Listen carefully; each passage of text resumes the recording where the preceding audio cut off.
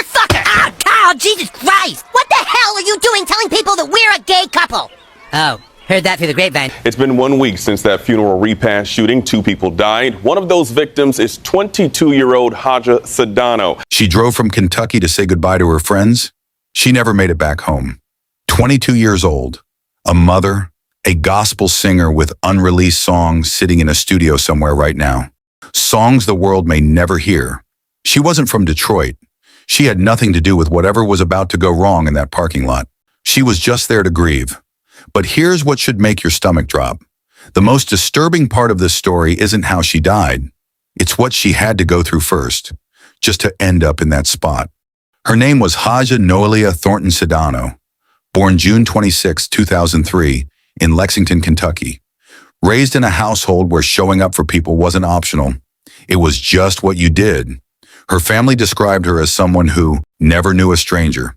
You know the type. Oh, the person who walks into a room and within minutes, everyone in it feels like they've known her for years.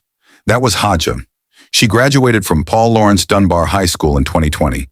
While most of her class was still figuring out their direction, Haja already had hers. Music. She sang at Lima Drive Seventh-day Adventist Church. Children's choir first, then the adult choir, then the solos. Real solos. The kind where a room goes quiet on its own because the voice demands it.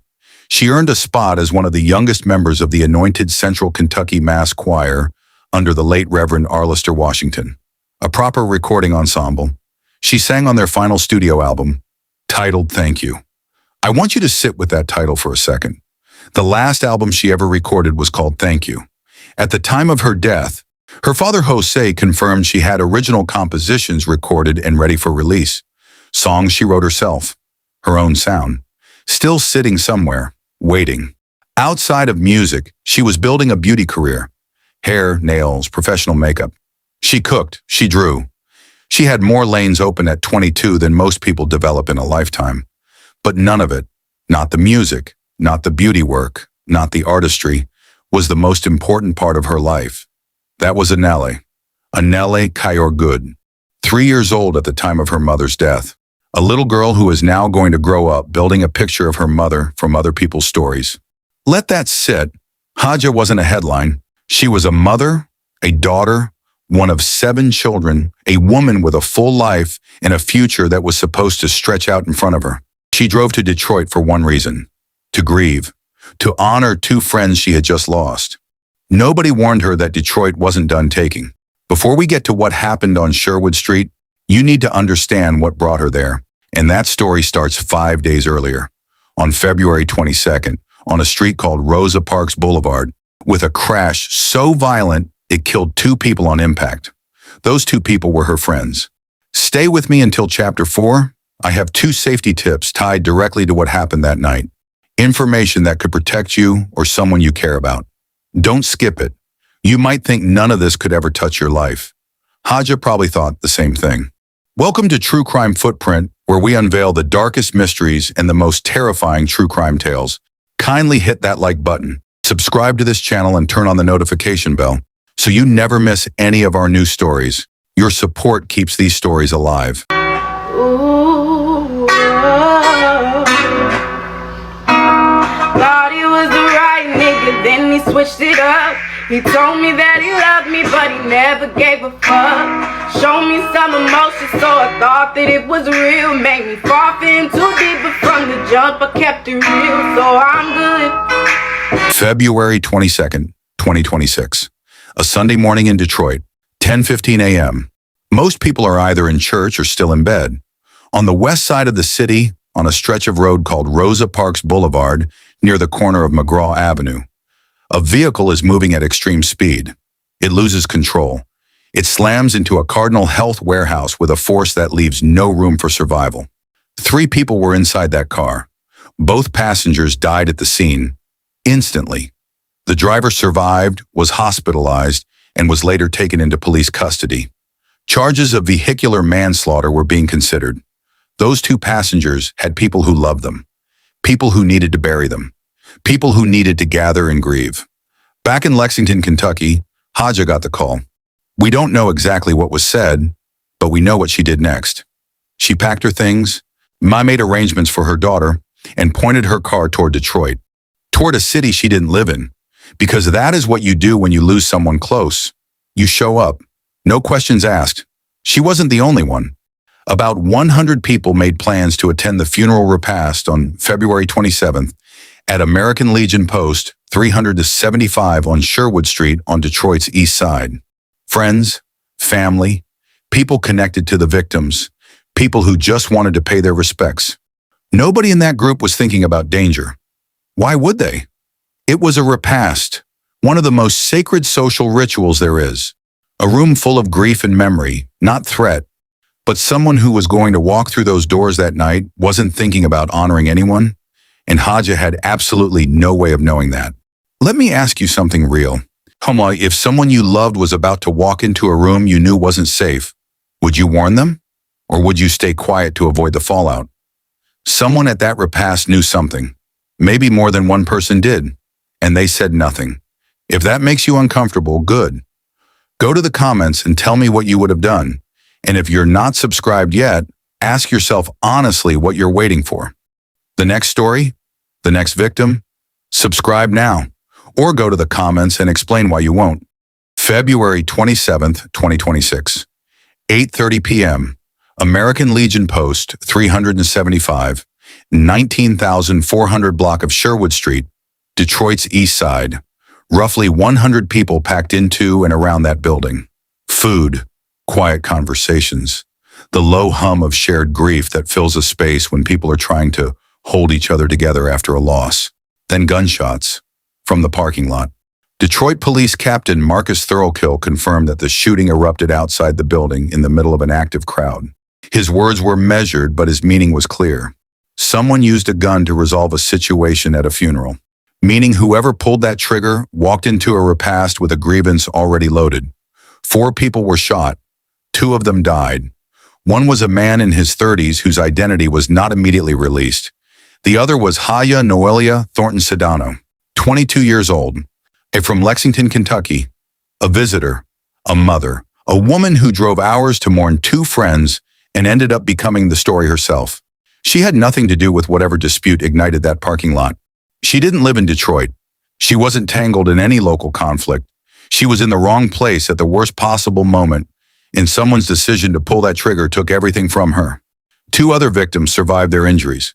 When officers arrived, the scene was still volatile.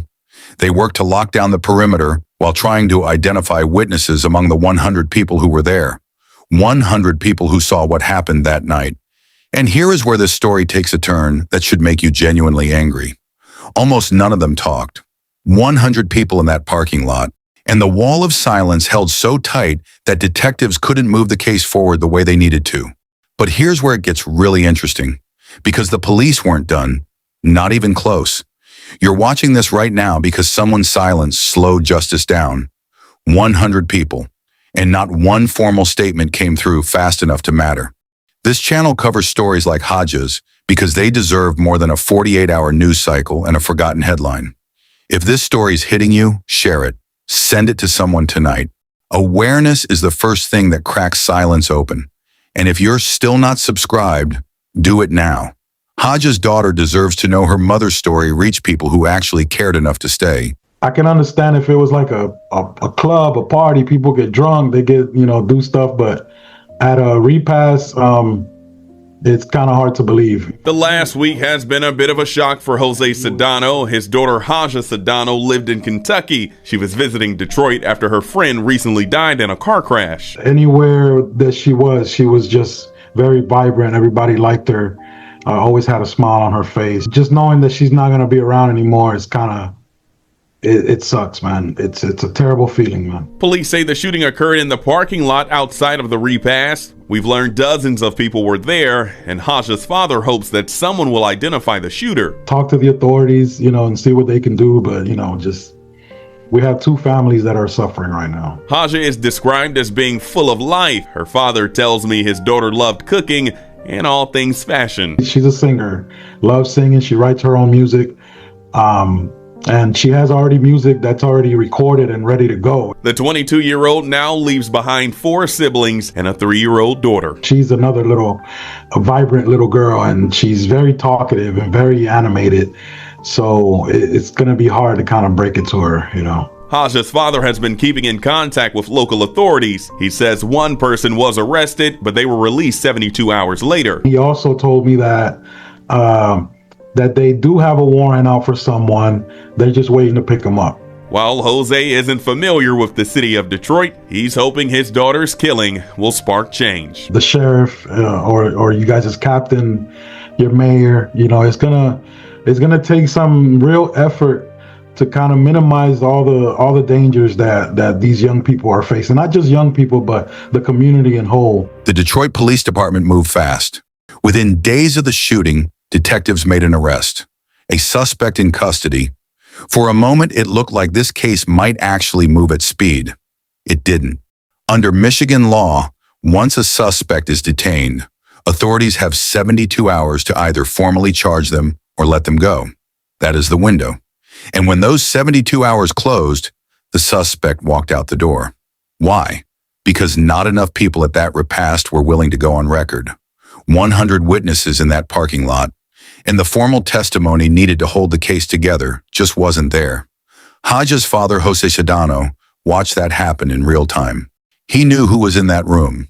He knew what they saw. And he watched the system hit a wall made entirely of silence. But the investigation didn't fall apart. The DPD Homicide Task Force kept pushing, bringing in the Michigan State Police for forensic support, the FBI for surveillance and interstate coordination, and the ATF for ballistics and firearm tracing. 4 agencies, 1 case. By March 2026, detectives told the Sedano family that a specific suspect had been identified and an active arrest warrant was secured. The investigators' exact words to the family were direct. "We just have to pick them up." There are also signs that a second individual may have been involved in coordinating what happened that night. The tip line is 1-800-SPEAK-UP. It is anonymous. It costs nothing. And it could be the difference between a closed case and a name that never faces justice. Now, I promised you 2 safety tips back in Chapter 1. Here they are. For safety tip 1, if you are attending any large gathering, especially one connected to grief or community tension, locate the exits before you settle in. Keep your back to a wall where possible. Pay attention to how the energy in the room shifts. Conflict moves fast. Your only job in that moment is to get out before it reaches you. Not to record it, not to watch. Leave. Safety. Tip 2. If you ever witness a violent crime, silence might feel like the safe choice. But this case shows exactly what silence costs. You can report anonymously. In Detroit, that number is 1-800-SPEAK-UP. In your own city, find your local anonymous tip line now, before you ever need it. 1 call can close a case. 1 call might save the next Haja. Still not subscribed? Then do this for me. Go to the comments right now and tell me why. Be honest, because the next story on this channel might be about someone who walked into a room just like that one. Someone who looked like your sister, your cousin, your closest friend. And if knowing that still doesn't move you, I genuinely want to read your reasoning.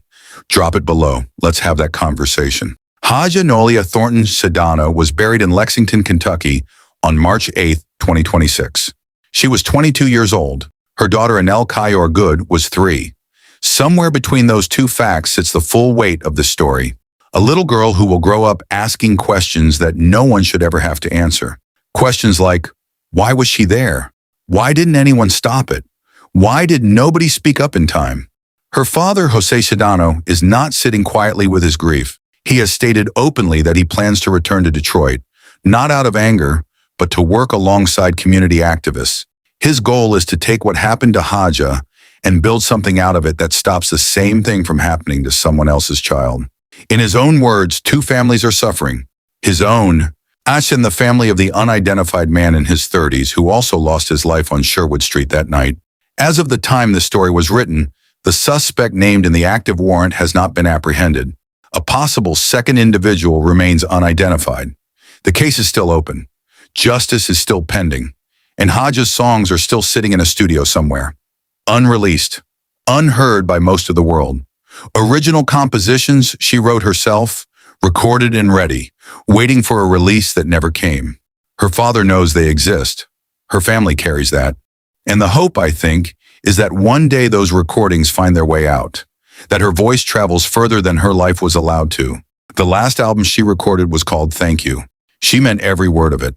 And the least the rest of us can do is make sure her name keeps moving forward. To the Thornton-Cedano family, the Good family, and everyone who loved Haja, I am truly sorry for your loss. No family should have to bury a 22-year-old mother. No little girl should have to grow up without hers. Haja deserved a different ending. And I hope that whoever is still holding information about that night in that parking lot finds the courage to make that call.